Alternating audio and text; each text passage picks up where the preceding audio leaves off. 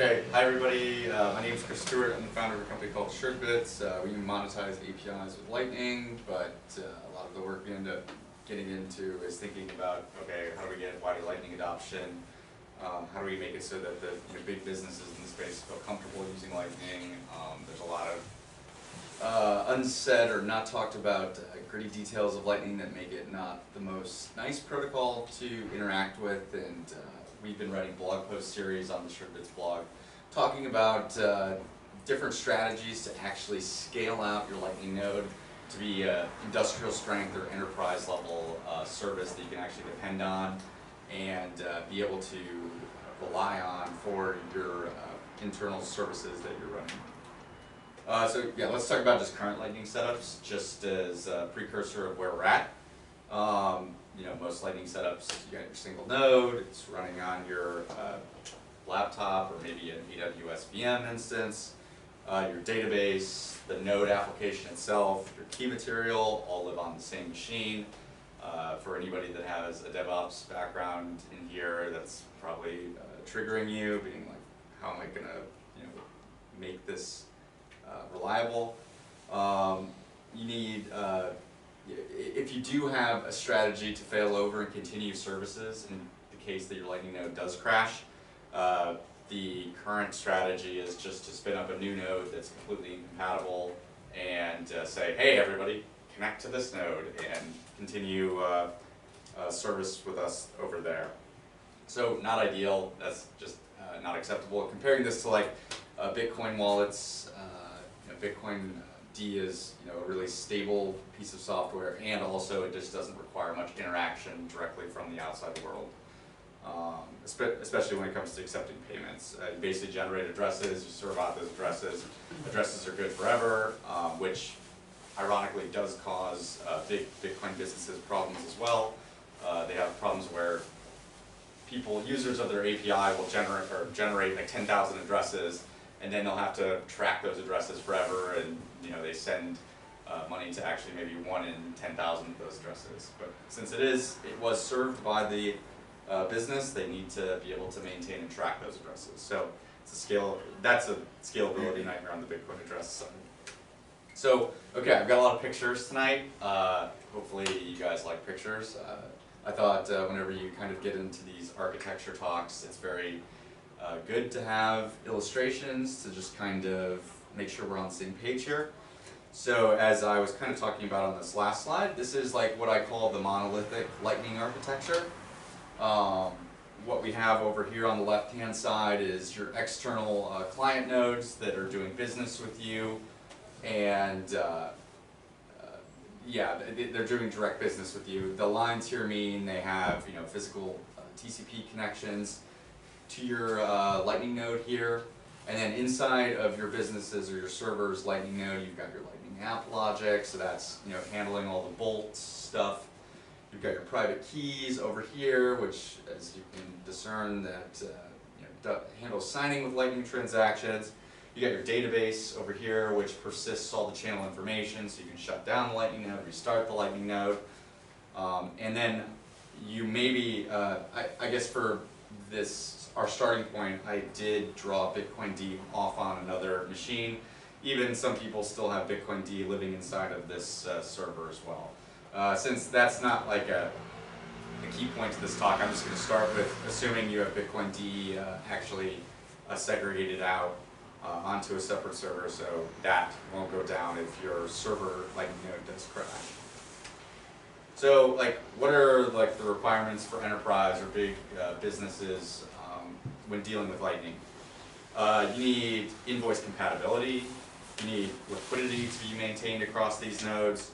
You need failovers, so if one node fails, you can spin up another node quickly and have your service continue operating. One that maybe is not so obvious to everybody is connectivity. You want users to be able to find your new Lightning nodes if you do have to spin a new one up.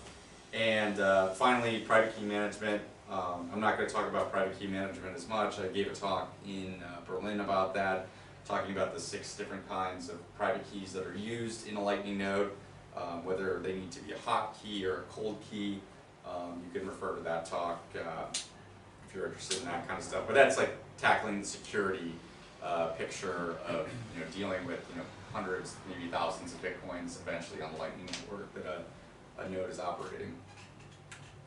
So problem one, invoice compatibility.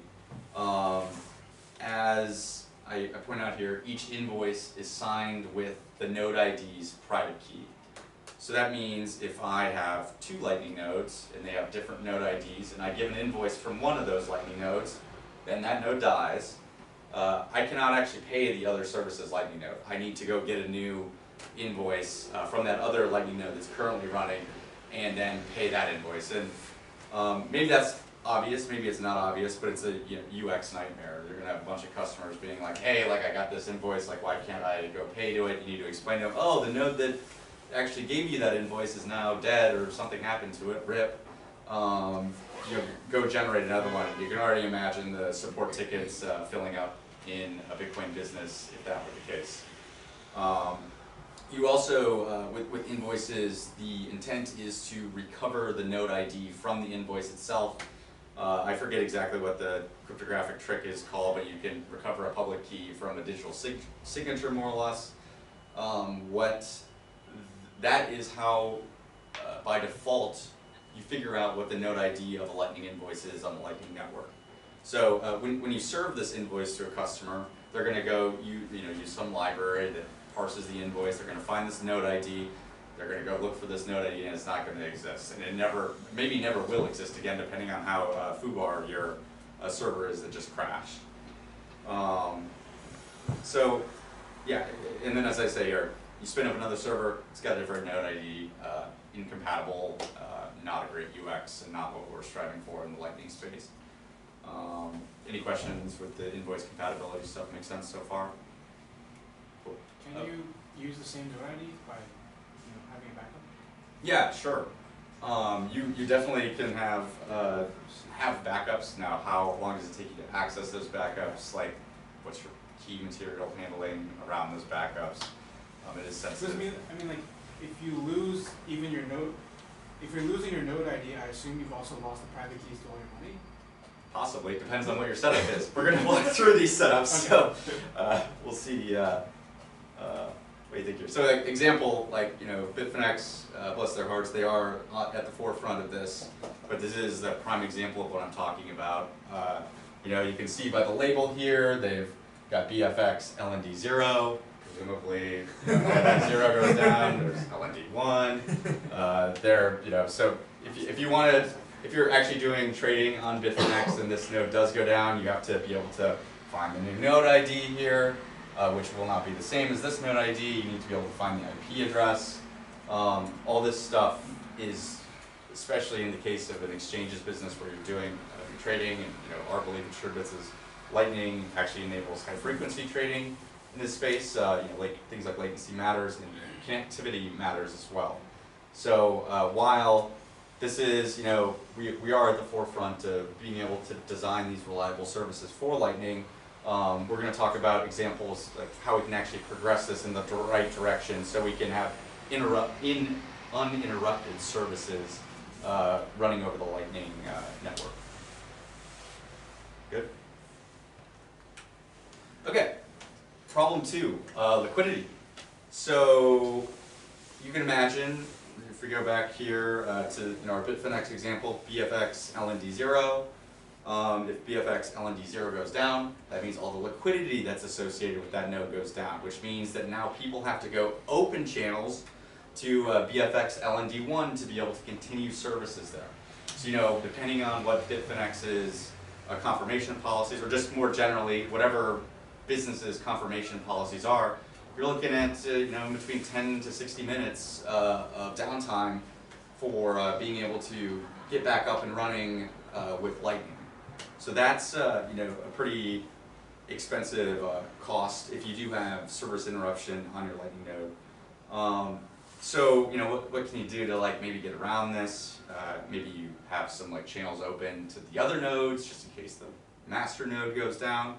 But you end up devolving back to this you need m times n channels open then at all times, which ends up being very capital inefficient across all these nodes. And just to get back to our pictures to make things a little bit more concrete, You've got, all these client nodes over here again. We now, we got this great idea. We're gonna create server lightning node 1, and we're gonna have server lightning node 2, and have all of our private keys in there, the database still in there, the lightning application logic in there, and we're gonna have clients connect to both of these nodes. And what I mean by connect here is they have physical connections, but they also have channels open with both of these nodes. So for the M, we have 2 server-side lightning nodes. For the N, we have 3 client-side lightning nodes, and then they have this redundancy here. But it's wasting capital, right? Maybe server lightning node never goes down, or server lightning node 1 never goes down, or maybe it's very infrequent. Do you want to have these backup channels open just in case? What's up, Adam? Just wondering, you seem to be portraying it as all the clients having direct channels to the exchange. Sure, I mean, you could extrapolate this out, like further into a real network, but I think for illustration purposes and trying to simplify things, like just assume that, any business does have to have direct connections, and those are the things that you need to solve that problem before you start solving the wider network problem. So that's why I'm focusing on that here.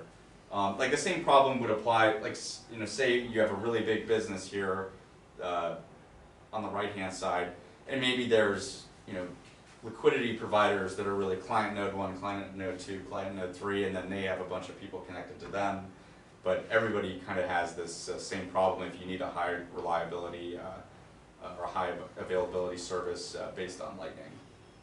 So again, going over this problem just one more time, you have to have this redundant liquidity associated with all of the Lightning nodes if you want to have the ability to continue operations of services in the case that one of these nodes crashes. Not great.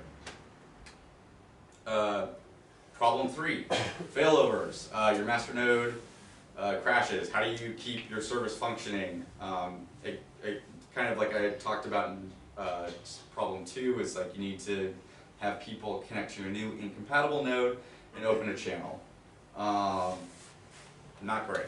Not something that we want to have people depend on. And then problem 4, connectivity. How do you keep your users from having to connect to a new IP address if your server crashes? They have to go find the new IP, they have to go find the new node ID. You need a way to distribute all this information. You need to have inbound traffic coming, figuring out how to get to your node ID. You need to have your outbound traffic being able to route correctly to your client nodes. Just basic DevOps stuff that needs to be considered to truly bring Lightning to the next level in terms of commerce that's happening and in the cryptocurrency space. So I've talked about a bunch of problems. Does anybody want to, Andrew? Do node IDs work with DNS names? Yes, you can put your node ID. Yeah, you can say like we do ln.suredbits.com for our DNS name. So the IP address, the node ID. Yeah, it's still a public key. So it's you a mean public key at whatever. Yes, Yeah, exactly. public, yeah. So okay, just to again, I want to hammer this point home right here. This is where we're at now with everybody that's basically running on Lightning. Is again everything running inside of this server Lightning node, the Lightning app logic, the private keys, the database that stores all the relevant channel information, and we have clients that are directly connected to this server Lightning node.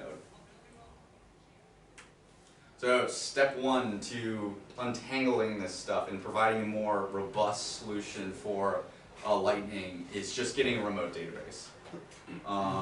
That is it's the first step we need to take to be able to sync information from an existing Lightning node to a new Lightning node. And this isn't, rocket science. I'm not the first person to think of this. C-Lightning, I think, was the first Lightning implementation to integrate database drivers for a remote database, Postgres. We have implemented that in Eclair as well for Postgres, and that makes our picture look like this now, which is a step in the right direction. So now if server Lightning node crashes, you now at least have this database sitting somewhere that has all your relevant channel information in it that you can now do something with. You can persist it, you know how to restart a node from like the current state, and it gives you a lot more flexibility, I guess, in terms of like actually managing this like Lightning architecture. Is a relational database the best type of database, or is a NoSQL database a better match? I mean, first off, I'm not a database expert. Second off, I think picking something dumb like Postgres, like, I don't think we have any super special requirements in terms of like performance or storage or anything like that. So I'm always on the default to, you know, we're not trying to, or at least I'm not trying to pioneer anything on the database front. I just want something that works. So, you know, pick Postgres. Like, it's pretty uncontroversial, and if we need to switch later, we can. I think the more important idea is just the ability to abstract it out of that current machine that the Lightning app logic lives on, and whatever you use as a database is maybe secondary. Okay, so great. That is a big step into just making our Lightning setup more resistant to failures. So step 2, now that we have a remote database, we now have a problem. What happens if multiple nodes connect to that remote database at one time? As people have talked about a lot online, and is very true, like Lightning has this very brutal penalty scheme where if you publish an old revoked state, you lose all your money. So if you have 2 nodes that are maybe accessing this database at the same time, they end up conflicting with each other, and one of the Lightning nodes actually ends up publishing this revoked state that, again, yeah, you lose all your money. So we need some sort of locking mechanism. We need some sort of ability to determine who has ownership over the database at any given time. So we can make sure that multiple people aren't doing things on the database. There's 2 schemes here that people have talked about using. The first one is called exclusive locking, which just means that one node has access to the database for a set period of time. Nobody else can access it. So what we've done in Eclair is implement the exclusive locking scheme and said, for 2 minutes, this Lightning node has exclusive ownership of the database and nobody else can access it until those 2 minutes are up. So he has unfettered access, can read, write, do whatever he wants. If the person that has the lock dies or crashes for whatever reason, that timeout will occur. Another node that's running in the background trying to access the database will refresh and acquire the lock and continue normal operations.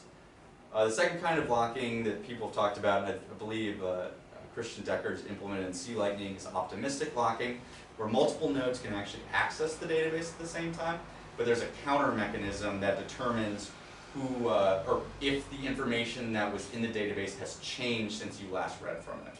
So maybe it doesn't matter as much like what the actual locking schemes are. It's just important to remember that we need to make sure that multiple nodes aren't accessing and mutating the database at the same time. Does that latter one protect against that?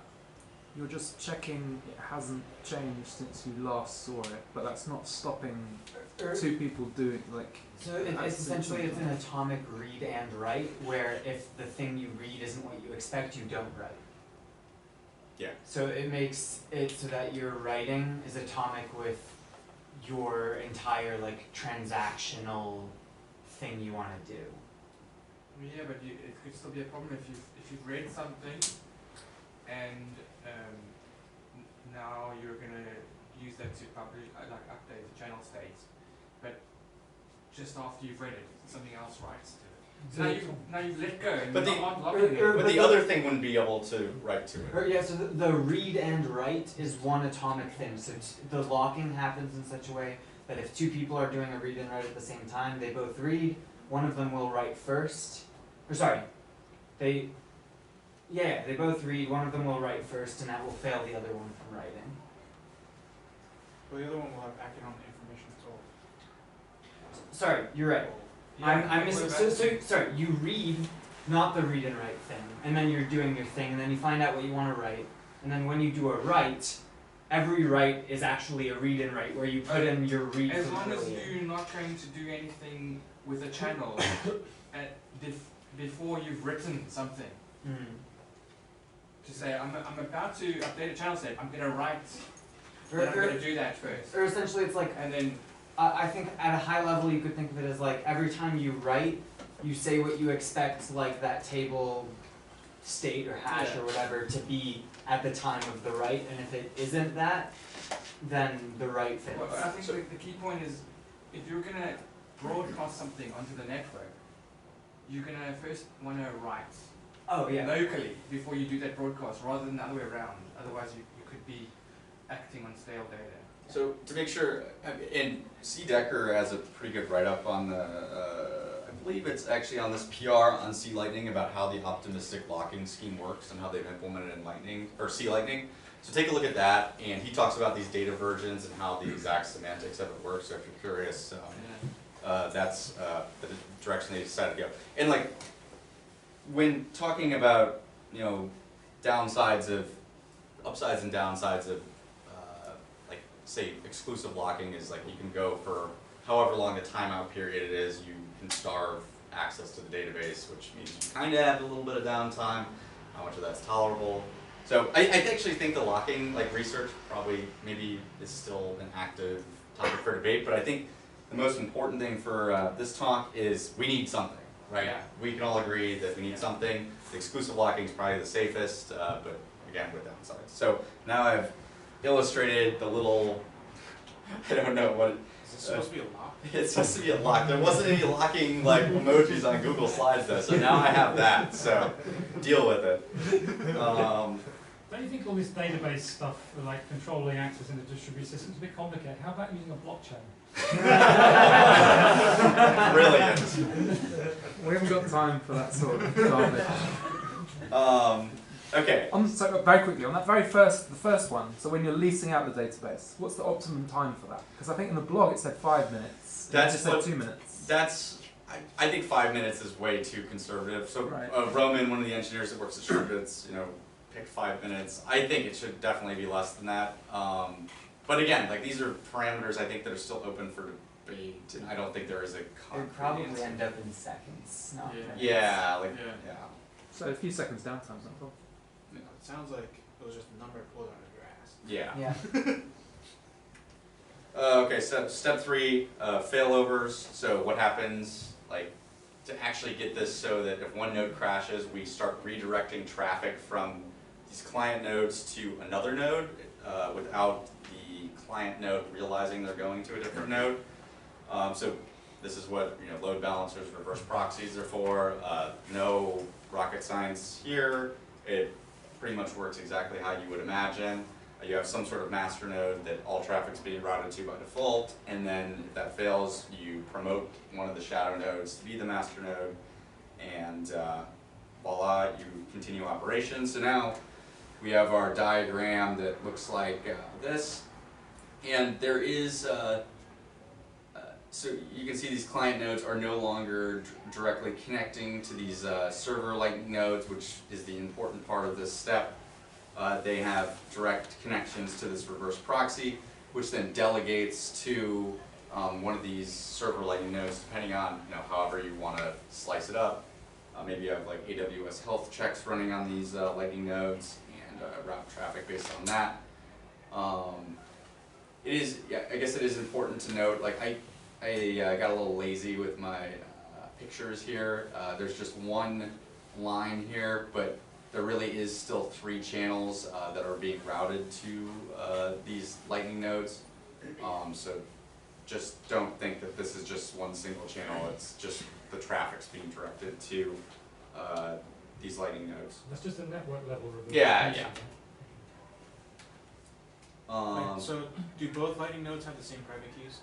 Yeah. Well, so far, this is At an this assumption, step. and what I've been assuming is like all of this logic in here is basically redundant. Like these private Like keys, you clone node 1 into Yes. node 2. Yeah. So yeah, these private keys are exactly the same. Just think about copy pasting the file over whatever. We'll talk about that in just a little bit. So connectivity, this is something I'm actually not as familiar with from a networking perspective, but just as we have inbound messages coming to our Lightning nodes, we need to be able to initiate outbound messages from our Lightning nodes, and we need to make it appear that those outbound messages are originating from the same machine. Otherwise, the client could see that, oh, I have this open channel message originating from this IP address behind the reverse proxy, and then I'm receiving an update add HTLC for that channel on a different machine. Like, what's going on here? Like, I don't understand. What do I route to send the message back? There's just a lot of questions going on there with the connectivity portion of this, and the way this is solved in traditional software is using a NAT. So what that stands for is network address translation. It converts IP addresses that live behind something like a reverse proxy or load balancer into a common IP address that can be shared from the perspective of the client. So that it makes it look like all messages are originating from the same machine. Otherwise, you end up with a whole bunch of networking mess. And actually, in terms of, I should mention, we are working on the implementation of this behind the scenes, and we are running into issues with this step, specifically with AWS and what they allow you to get away with playing with networking interfaces. So, but from an architecture perspective, we now have our NAT server living on the same box as our reverse proxy. So again, if a message was, say if your business wanted to open a channel with one of these client nodes, you would decide to open the channel here, we would flow into the NAT, which would change the IP address of the messages themselves, and then route it out to whatever client node you wanted to open the channel with. So, make sense? Good so far? Okay. And now on to the private key management side of things. So, as Andrew was mentioning here in my beautiful pictures, I had the private keys stored on both machines. Not great from a security perspective because now you have two ways to get hacked. You should really, isolate these keys on a cold, dark server very far away from the internet that very few people have access to. And you have more if you do put this on its own server, you do have more control over different security protocols for the server. Maybe you have a special firewall or something set up. Now if you look at our picture, we've managed to get the private keys living on their own server, and both of these Lightning nodes need to have access to these private keys though, to be able to, when a failover does happen, be able to access the keys and continue channel operations on Lightning as if nothing actually failed behind the scenes in the first place. Good? So currently all 6 private keys are sitting in that little Yeah. box.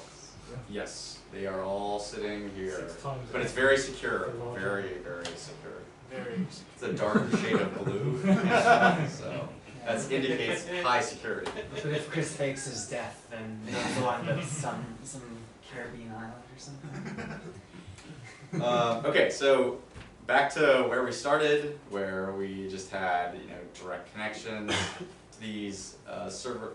Well, first off, we have one server Lightning node. We have direct connections to it from the client nodes. We have all this information living on the same machine here. It's just very hard to provide a highly reliable infrastructure based on this kind of setup.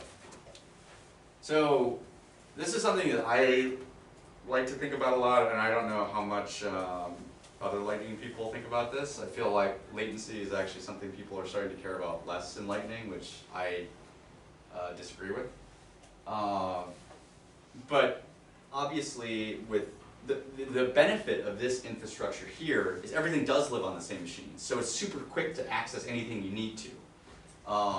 Whereas if you look at this, you're like, okay, well, we gotta have the message come in through the reverse proxy, and then it gets routed to this server Lightning node, which then goes and reads the database. God knows where that's at. It comes back to the database. Maybe it goes to another server for the private keys. Comes back to that, and, do something, and maybe send the message back out. Much more complicated, much more slow. Network overhead, along all those steps. So this, while this is a lot better from a DevOps perspective, you also are paying a cost there in terms of latency.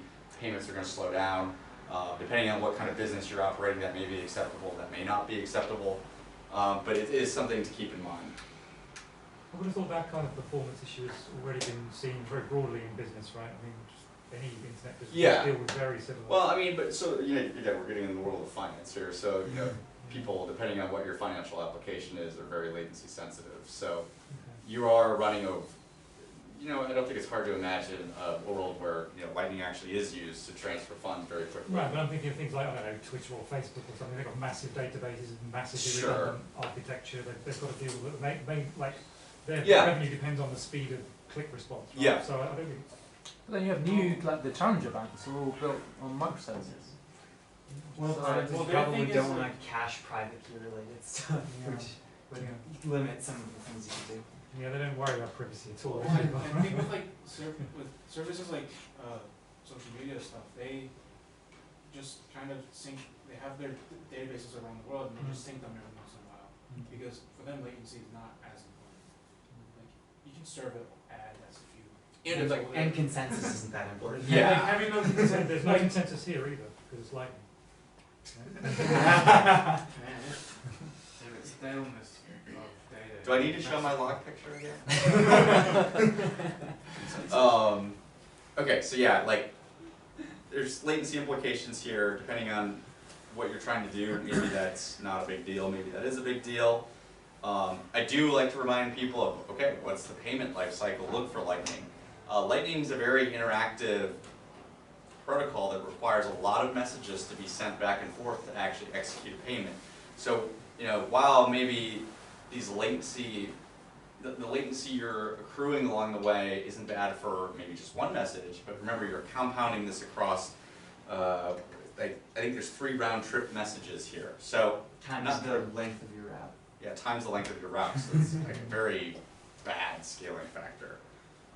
So to go back to Lightning 101, I guess, is to execute a payment, you got Alice, update adding, Chelsea, Alice sends commitment sign message, Bob revokes his previous state, Bob sends the commitment sign message, Alice revokes her previous state, Bob fulfills the HTLC.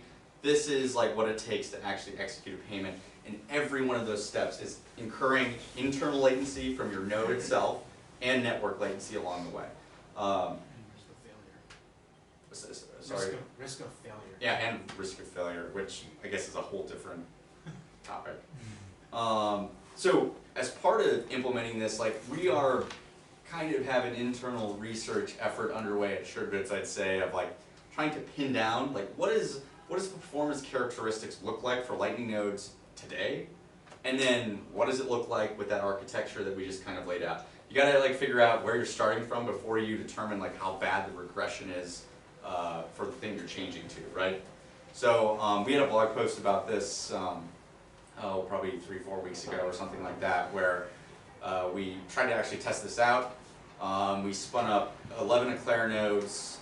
10 of those nodes were all paying to a single server node, paid that server node 2,000 times. So, and then we kind of tracked how long it took for the payment to settle in each of those 2,000 payments to settle. More notes, each node only has one channel open with the destination. It is directly connected with the destination too. There is no routing going on here to try and, again, just get baseline performance characteristics for these Eclair nodes. Although these 10 nodes could be sending payments to the server node at the same time. So they're not routing across each other, but they could be sending payments concurrently. So here are the numbers that we found. Again, these are all with Eclair. We'd like to see these numbers on the other Lightning implementations if anyone else is interested in these kinds of things. The latest release of Eclair is, well, actually besides, I think Eclair actually released today or yesterday, so technically the second oldest release of Eclair is 0.3.2. we took 0.3.2 with no backups, so Eclair's built-in backup mechanism turned off. 0.3.2 with Eclair's built-in backup mechanism turned on, and then Eclair with Postgres and no backups. So is Eclair with Postgres as good as having backups? yeah, in I terms mean, of well, backup? you end up having the remote database. Like, I Right. guess the key material is not in Postgres, so that still would need to be backed up. But otherwise, I mean, yeah, you have all this remote information that's synchronized down. You can use traditional Postgres, tools.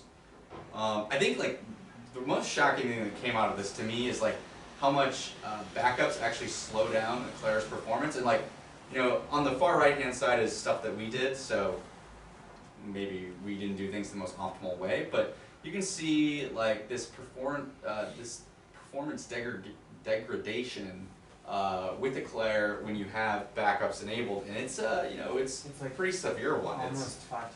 Yeah, it's much slower. Postgres to execute a payment took on average 227 milliseconds, median time 200 milliseconds. The max payment on Postgres not great, almost 2 seconds, and min was 81 milliseconds. So I should have said this at the beginning. Yeah, all these measurements are in milliseconds to execute a Lightning transaction. Maybe you said already, but what was the characteristics of the machine? Oh, Was it Roman? it was Roman's MacBook, I think 30s. I don't want to say that this was like some sort of like. 2012. Yeah, from 2012. They have a good cake, right? I don't want to like construe this as we did some scientific Was like. was the Postgres database on the same machine? Yeah. Yes, it was. Alright. So again, no network latency being incurred there between the database itself and the running Lightning application. But again, we're trying to get Which is comparable to baseline, backup. like what is the state of the world today with these different things, and then as we start piecing this out, which unfortunately we haven't got around to doing yet, like how much of a regression is in these initial numbers we took. And again, I don't want to construe it as like we did some sort of super rigorous benchmark. It's like what does it basically run at? Yeah. Yeah. So just quick commentary on this. I might have already said this, but you enable Eclair with backups, super slow. Median payment is 4x slower with Eclair backups enabled. Average payment is 4.3 times slower. It is unclear. I'd like to. I think that the database is like totally locked out, like when Eclair backups are happening, which ends up causing this. But I need to investigate that further.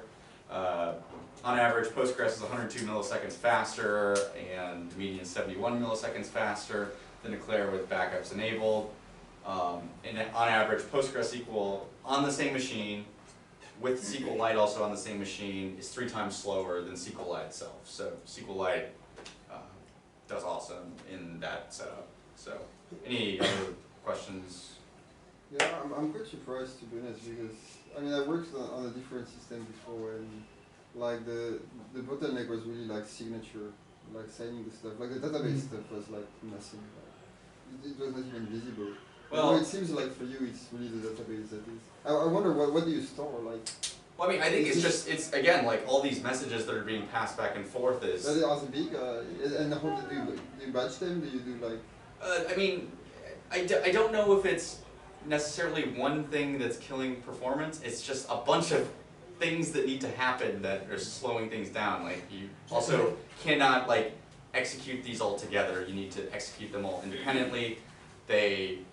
Again, network messages are happening here in between each one as you're storing these things. Or I think, as someone mentioned, you have to make sure that the write to the database was successful before you can send any message over the network. Do you have the logs with SQLite as well? Sorry, what was that? In SQLite, do you have the logs? That's what the no backups one was on the So that's what, because of the logs. Yeah. Logs is slower, not. Yeah. Yeah, so I mean, That's the main reason it's slower. yeah, I mean, those numbers are pretty good. Areas of further research, so this is stuff that hopefully we'll get around to, is different locking schemes, how they affect latency on the database. latency between the node and the remote database. Someone pointed out in the back that, oh yeah, this Postgres node is, or this Postgres database is local, so there's no real network latency in between there. That's totally right and needs to be looked at in the future. And then the more ambitious point 3 is like actually getting out and start incurring routes between all these nodes and figuring out like, okay, like what does the routing penalty look like with nodes that don't have remote databases, do have remote databases. All these factors compound along the route, so that can really hurt performance as well. And yeah, that's pretty much all I've got for you guys. If you guys think any of this stuff's interesting, follow our blog, follow Suredbits on Twitter, or follow me on Twitter, Chris_Stewart_5.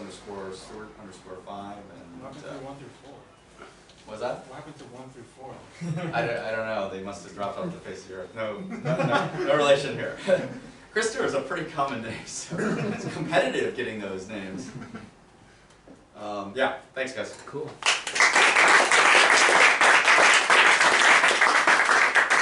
So we have tons of time for questions. Oh, right. So, I have another question. What happens when like your database server fails or the private key server fails? Sure, I mean, But it sounds like you push the redundancy problem just back. which I think is a good goal to get everything off of one machine and then being like, okay, what if this specific machine fails? And you can start using more traditional tools with databases. The answer for what we have right now is just like use RDS or something where they have like high reliability databases, and that doesn't really affect our kind of things for coding. I mean, there's always going to be, yeah, like as you break things out into separate services, you always have the question of what if this service fails now? And I think like the goal is just to get it to be less lightning specific failures to more like traditional industry DevOps problems that, or anybody You can can do. hire someone else who isn't Bitcoin specific. Exactly. It should increase reliability, not decrease it. Yeah. So, Adam? Yeah, this is a general question, maybe it doesn't make sense, but what you've laid out here is like you split, okay, it was only an example to have two, it could be more than two of course, but you split your kind of lightning node and you kind of mirrored it effectively. Yeah. And immediate thought popped into my head was like, that looks very much like when I study like cryptographic security proofs. What they do is they imagine a sort of forking into two versions of something, and then if you're able to sort of rewind, change one of them, it creates absolutely disastrous outcomes. So I'm thinking to myself, is there some weird scenario where somehow they're out of sync and somehow they both think they're active, and then you could have a complete like catastrophe? I don't know if there's any sense in that, but that's the thought in my head. Absolutely, and that's why, I mean, the database level stuff needs to.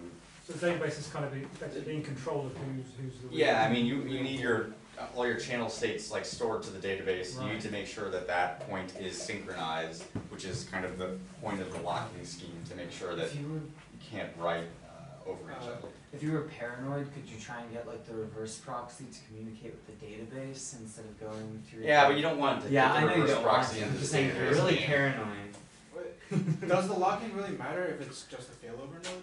Since it sounds like you only have one node matter. Does locking really matter if it's only one node active? Well, I mean, basically? I'm not sure if I understand your question, but you do want, obviously, the failover node to know of the database, and like you need. Right, but you don't need. It's It's not writing to it, so it doesn't need. locking. Yeah, I guess it could. Oh, I So if someone hacks your like shadow node that isn't the one that's currently active, and it can still read from the database and the private keys, then they could still like send your money places. Well, usually reading doesn't require locks. But if you- Right, that's what I'm saying. If you're not The alone- locking doesn't cover it. If you're not always switching back, right? Because that's the problem. Yeah, if you're not This is switching what- back and if you're not forth, you should be able constantly to like replicate Or, off like, of it, but not. Node 1 just has Right to a it. permanent lock on the database that just times out every couple hours or something, right? Which I I guess. think is, I mean, like, I'm we're not not like- trying to boost performance here by allowing for like more throughput or something, like, which I guess is something that I've thought about, but that seems like it's way off in the distance. I would actually have to go and look through the exact locking implementation to see like this, if the server node can read off of the database. I believe it can. I would have to go follow up on that. And yeah, I would have to go look to see if it can replicate off of it, or if it can only acquire the lock and then replicate and then continue operations. So, I guess open question that I need to look It may into. depend on the database.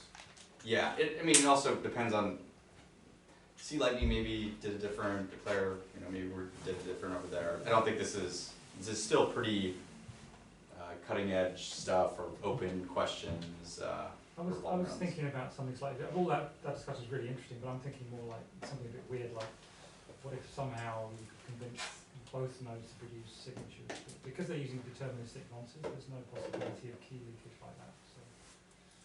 Yeah, and then you just need to make sure, I guess, they are on the up-to-date commitment. You need to make sure they're on the same commitment transaction to.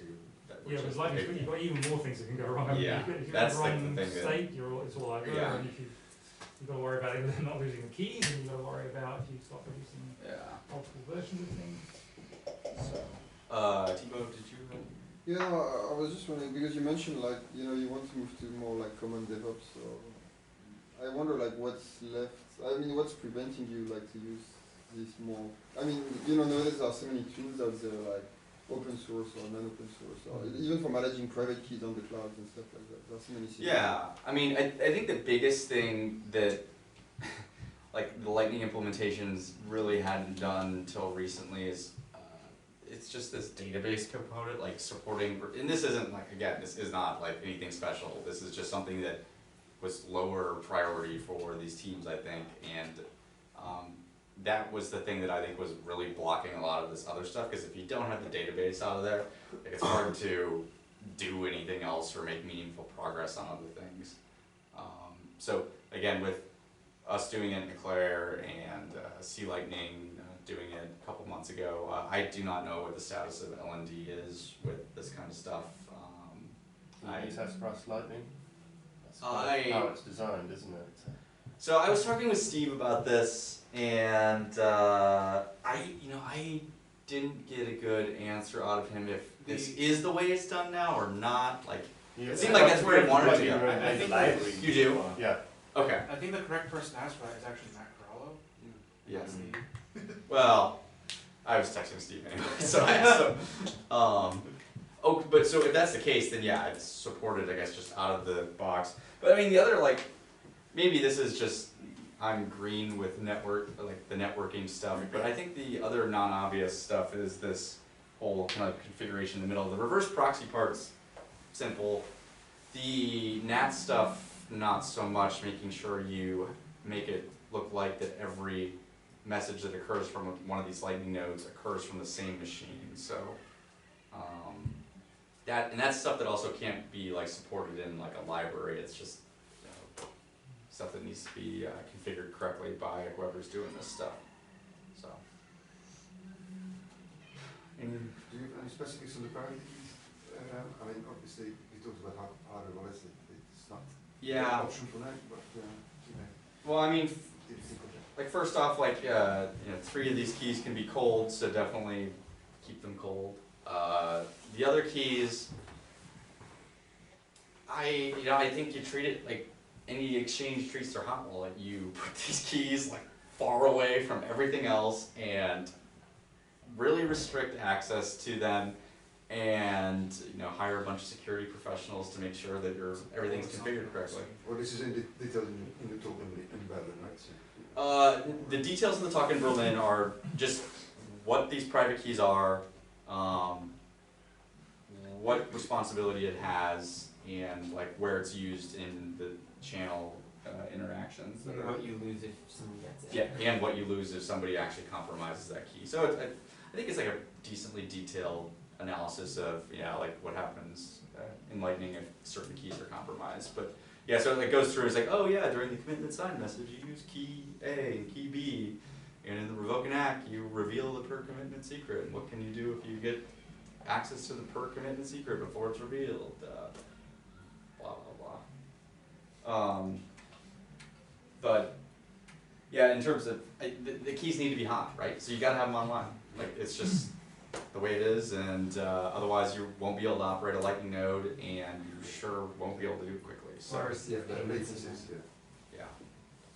So. But your initial thinking is to split it between like a hot bucket and a cold bucket. For sure. Like it's not like this is hotter than We've got a this, loop or like on different that. shades of temperature. Well, I mean, they do. Well, you can always play these games of like, you know, like you can have like I put this private key under or in some sort of nuclear bunker, and that's my super cold key, and then I have this But key. you could think of separating like your per commitment secrets from your like funding priv key because they act in such different ways. It's probably not useful to have them in the same. Yeah, place. there's different classifications of like hot and cold is probably a little reductionist, but it gets the point across. So. I mean, I'm more familiar with LND, but you have obviously two kind of balances, which is the on-chain balance, which we are mostly speaking about, and then the off-chain. Now you can fund from externally, and you can close channel to an external address as well, so that can be a proper cold storage. Yeah, absolutely. That makes a lot of sense to me. Yeah. And then this other idea that Lalu talked about, I think it was a Lightning conference, maybe breaking the one. It's like a gateway node. So like you have one node. What's that? Trampoline interactive, no? That's a different. No. So it's like you have a main node with some of your funds on that are accessing public channels, and then you have another node behind that with more funds. And so then perhaps you design the architectures differently depending on whether. Yeah, but the weird thing there is like you still need the liquidity to be able to presumably send money out from that node that's further behind the network, if that makes sense. So like if you had, let's say these are, what did he call them? Like gateway nodes. like let's say that client node 2 is really gateway node, and then server lightning nodes like got, you know, our 100 BTC on it or whatever, and maybe client node 2 has, let's say 10 BTC. Like you can only send 10 BTC out from that though. So It's like a buffer. yeah, like so. Then what's the point of having the 100 BTC over here if you can't like actually route it? Got to get it offline. Yeah, the other thing was related to LND, these custom mechanisms now, which are, coming. They, for now, they're basically time limited. You cannot limit them to months, but that's kind of, The custom what? Sorry. custom macaroons. So they Macaroons. kind of access keys for the nodes, which now can be time limited, and then further down the line, it's not really actively developed in that direction, but you should be able to do it, like to limit to an amount as well. But obviously that comes into like channel management and stuff like that, so it's a bit. So what you're saying is the node behind it has to transfer funds to the node in It front. has to have funds And locked so up there's in always channels, I think, is what. There's always going to be that weak point. Well, what I'm gonna, I guess what I'm saying is like, if you have 100 Bitcoin over here and like pretend like these two don't exist, like you can't send that 100 Bitcoin unless you have like liquidity along the route, right? So that means you also have to have 100 Bitcoin on this, like, you know, whatever it routes to out here. So you end up. The node behind it would just have outgoing liquidity to the node in front of it. Yeah, to this one, right? But you're just outsourcing the thing, and then you need. This guy needs liquidity too, right? On the other side. He needs to have liquidity to whoever he's sending money to out here. So like, I don't know, like maybe I'm missing something here, but. Or I think if you're only receiving, if you're like a business that's selling things and you're only receiving, I think it could be a workable kind of setup. But then at some point you do still need to take the liquidity offline, and then you've got to loop out, and I don't know. So one other thing with that is just about how much does it just mean that you end up doing a lot more looping out in that time that and you just end up paying chain fee to just kind of get it back out on chain. That's kind of like another thing. And then it's like one thing from talking to Connor from Lightning Labs, one thing he was talking about is it's not just kind of like that stock idea, but it's like the flow idea, and then it's just about how much can you move through it, and maybe it just means you're doing a lot of swapping out in that time that you've got a downtime on one of your nodes or something like that. Yeah, I think like the economic questions around like node operations is very much nobody knows, because we haven't really had enough real economic commerce happen on Lightning to really determine what characteristics are. Like I think the most interesting thing is gonna see. I think is gonna be to see how like Lightning capital flows between like these exchanges and like does Binance end up having all of the liquidity on their side of the channel because they're the Right, one of the but most then popular? periodically they'll flush it out and. Yeah, or like, I mean, like, I think, you know, we wrote a blog post about this recently, again, going back to the high frequency trading ideas, like if you're constantly arbing between these exchanges, like what does the flow of money look like in those cases? Like is one exchange always priced under another one? I don't know. Like I don't know the answers to these questions, and I don't think anybody's gonna know until we actually see it like play out in practice. So, I'm assuming you chose Scala because of Bitcoin S. yeah, I mean, like And We chose Bitcoin S because of Scala, but. Okay. That's fine. we your guess would be that Eclair's compares very well in terms of performance with the other Lightning applications. well, this is the thing, we don't know. Like, I mean, I would say, okay, so, I mean, here's my, you know, just guess. Like, I have no stats to back this up. I would guess C Lightning is the most performant. You know, Rusty and Christian Tucker are great engineers. I would say LND and Eclair are on the same plane of performance, but again, I have no stats other than these Eclair stats that I've accumulated to back up any of Test these everything claims. else. What's that? Test everyone else. Yeah, I know. Well, why don't you do it? I've got other shit. Me too. Yeah. But also for all three of them, in the real world, latency is probably the biggest, or network latency is probably the biggest time suck. So like getting like metrics on, where's that here? Yeah, number 3 here is like the real thing, and like doing it in production, which is something that could be done. It just And even number 2. takes some time to set up, and then you can kind of like maybe figure out who is. Do some interesting stuff to figure out who's the slow node on the network. Nice. Thank you very much. Cool.